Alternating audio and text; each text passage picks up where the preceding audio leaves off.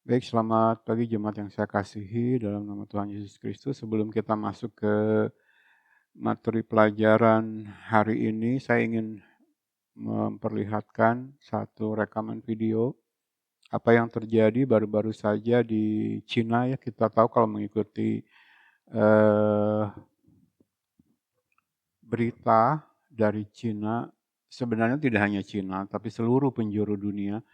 Bagaimana Cina selama 1 bulan terakhir dilanda hujan badai yang luar biasa dahsyat dengan eh, banjir dan sebagainya. Nah, rekaman ini kalau tidak salah 1 atau 2 hari yang lalu memperlihatkan satu hujan es yang ukuran es yang jatuh itu bukan sekedar hujan es seperti yang sering kita alami, tapi kita lihat sendiri ya. Saya akan putarkan video ini sekilas saja untuk memperlihatkan dan mana akan saya kaitkan dengan teks dalam Alkitab sebagai peringatan akan datangnya hari Tuhan ya.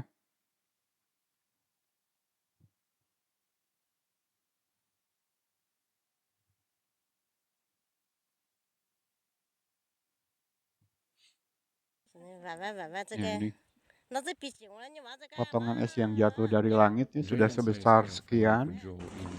Lalu kita lihat yang lebih kecil.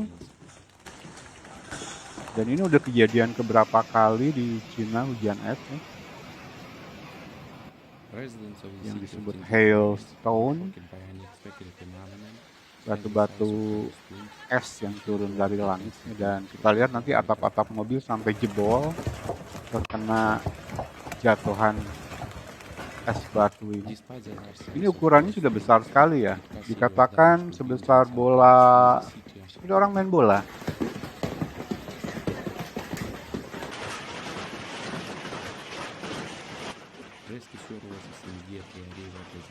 Nah sebenarnya kemarin terjadi di Bandung, tentu saja dengan ukuran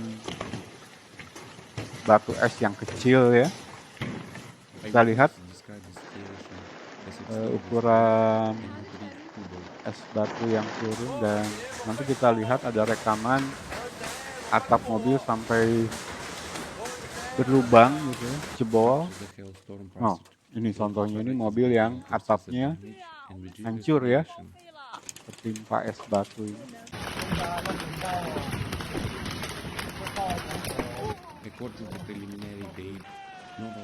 Oke, saya tidak akan panjang-panjang, saya akan memperlihatkan saja. Silakan cari rekamannya di YouTube ya, banyak beredar.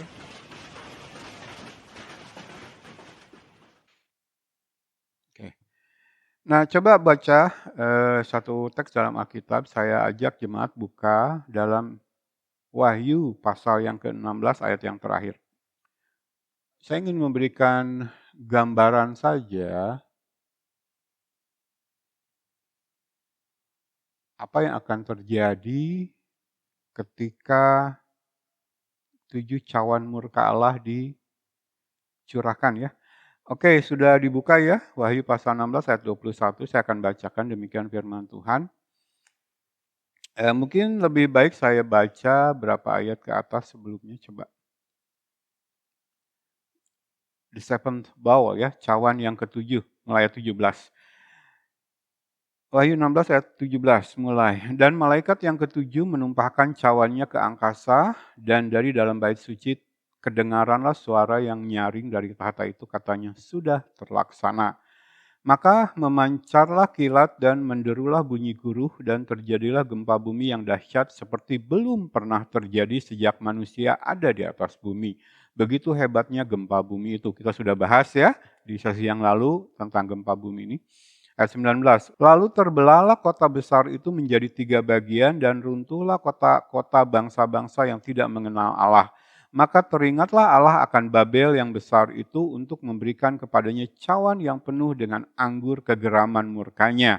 Dan semua pulau hilang lenyap dan tidak ditemukan lagi gunung-gunung. Dahsyat ya goncangannya, sesuatu yang belum pernah terjadi dalam sejarah manusia. Ayat yang terakhir, ayat 21. Dan hujan es besar seberat 100 pon jatuh dari langit menimpa manusia dan manusia menghujat Allah karena malapetaka hujan es itu, sebab malapetaka itu sangat dahsyat. Tentu saja fokus kita dikaitkan dengan video yang baru saja saya perlihatkan, apa yang terjadi di Cina sana. Ini ayat yang ke-21 yaitu tentang turunnya hailstone ya, hujan es, batu-batu es turun dari langit, dan kita sudah menyaksikan. Silakan jemaat verifikasi, cek and recheck lagi berita ini di internet ya. Tadi kita sudah melihat ada yang memperlihatkan besar es batu yang sempat jatuh dari langit ya, dan bahkan yang lebih kecil dari itu sudah ukurannya besar sekali, sebesar bola seperti yang permainan sepak bola mainkan gitu, sehingga atap-atap mobil kita lihat hancur, terkena oleh jatuhan es batu ini. Nah, di sini dikatakan, dan hujan es besar seberat 100 pon jatuh dari langit menimpa manusia, dan manusia menghujat Allah karena malapetaka hujan es itu, sebab malapetaka itu sangat dahsyat.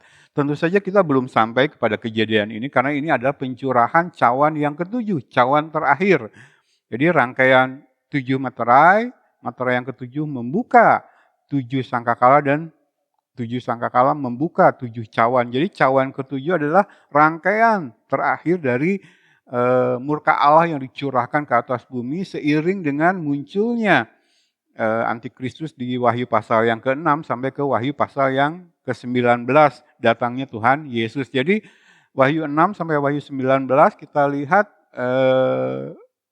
masa aniaya 7 tahun ditandai dengan pertengahannya 3,5 tahun masa aniaya besar di mana Antikristus menyatakan diri sebagai Allah, menuntut seluruh dunia dipaksa menyembah dia.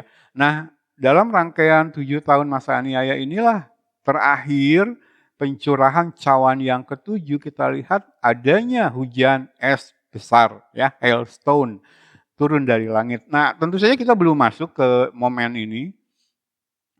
Dan apa yang terjadi di Cina hanya sekedar menggambarkan. Jadi kalau saya tampilkan dalam rangkaian musibah bencana alam di seluruh dunia, ya, jadi lihat Brazil, berita terakhir sudah kena, lalu negara-negara di Eropa, sementara Indonesia sedang berduka karena kemarin ya Sulawesi Selatan juga banjir karena lagi-lagi tanggul jebol.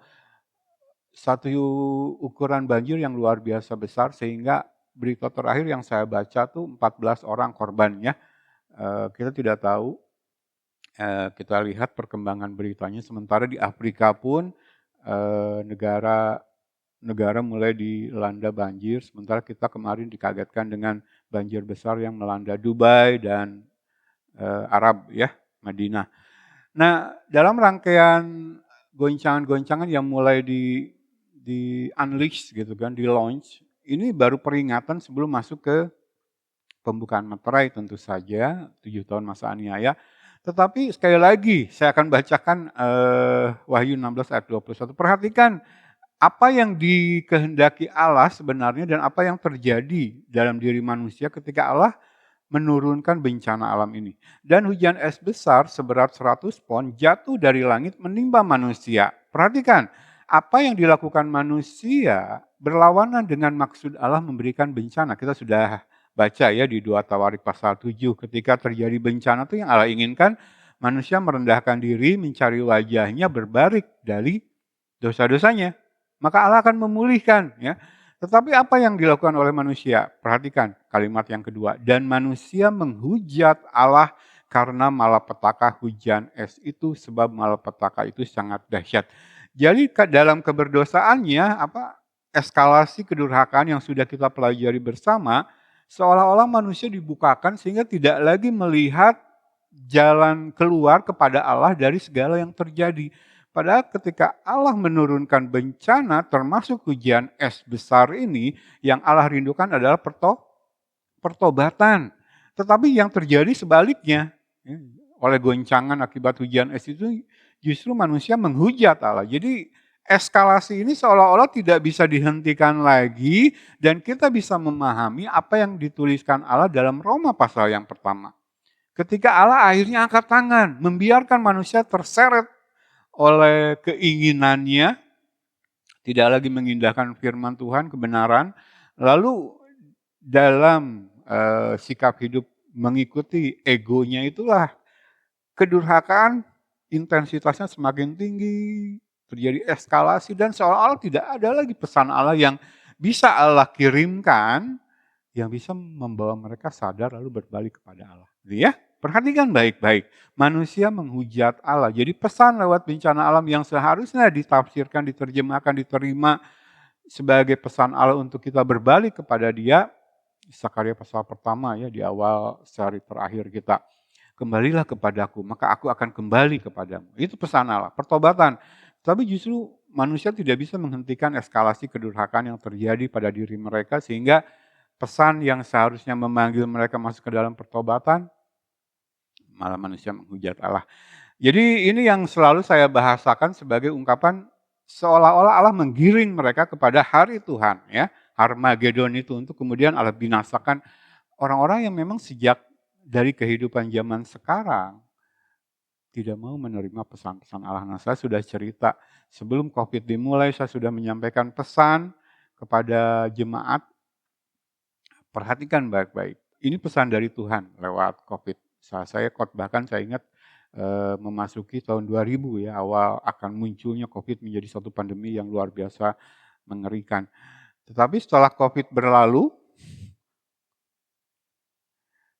life goes on like business as usual gitu kan. Jadi orang-orang kembali lagi ke gaya kehidupan seolah-olah tidak pernah terjadi COVID, seolah-olah tidak ada pesan Tuhan lewat kematian sekian juta orang dalam peristiwa COVID dengan segala kengeriannya.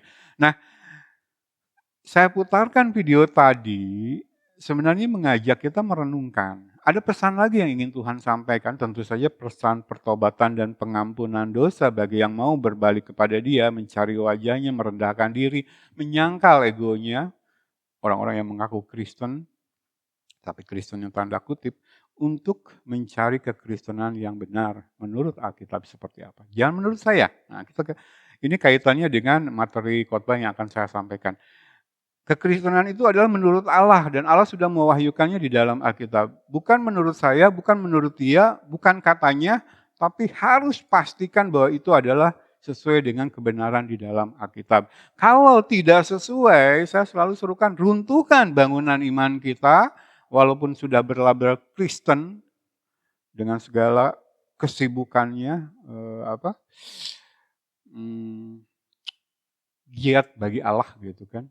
Tapi tanpa pengertian yang benar, runtuhkan itu semua lalu mulai dari nol bersama dengan Yesus. Jadi seruan kita tetap seperti itu dan saya tampilkan video tadi dalam seruan seperti itu. Sebelum kita mengalami bagaimana Allah angkat tangan sehingga eskalasi kedurhakaan kita terus meningkat dan seolah-olah Allah menggiring kita masuk ke dalam pembukaan 7 materai, peniupan 7 sangkakala, lalu pencurahan 7 cawan, di mana cawan terakhir gambarannya sudah kita lihat hujan es berat seberat 100 pon nanti ya, tadi cuma sebesar begitu kita sudah terheran-heran. Bagaimana sih es sebesar itu bisa jatuh dari langit? Kalau yang sebesar gini mungkin sekarang sudah tidak asing ya dengan kejadian-kejadian terakhir. Tapi nanti dikatakan dalam Wahyu seberat 100 pon. Jadi kedahsyatan guncangan yang luar biasa. Oke, itu saja yang ingin saya sampaikan lewat rekaman ini karena baru saya dapatkan tadi malam. Jadi saya share.